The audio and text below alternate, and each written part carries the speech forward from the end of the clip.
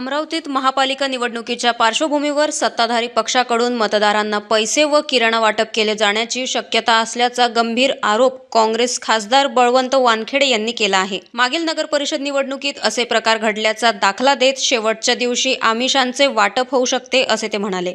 राज्य लुटून मिळवलेला पैसा वाममार्गाने वापरला जाणार असल्याचा आरोप करत प्रशासनाने कोणत्याही दबावाला बळी न पडता निवडणूक पारदर्शक ठेवावी असे आवाहन त्यांनी अमरावती प्रशासनाला केले आहे। आपल्याला या अगोदरचं सुद्धा माहीत असेल की गेली ज्या नगरपालिकेच्या निवडणुकीत सत्ताधारी पक्षाकडून खूप मोठे आमिष दाखवले गेले आणि प्रत्यक्षात मतदारांच्या झोळीत सुद्धा त्यांनी टाकले ते। याही निवडणुकीत आता शेवटचा दिवस आहे, उद्या मतदान होणार आहे आणि पैसे किराणा जे काही आमिष आहे ते दाखवण्याच्या मनस्थितीत मानसिकतेत सत्ताधारी पक्ष आहे।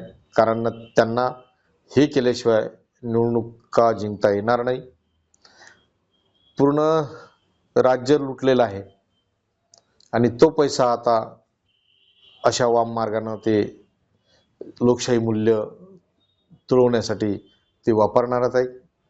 मी या निमित्तानं प्रशासनाला विनंती करेन की आपली ही नैतिक जबाबदारी आहे, निवडणुका हे पारदर्शी व्हाव्यात, लोकशाहीसाठी ते निपोक आहे, म्हणून प्रशासनानं कुठल्याही दडपणाखाली न येता यावर अंकुश ठेवून हा जो काही हे काही जे मनसुबे आहेत सत्ताधारी पक्षाचे ते हाणून पाळावे।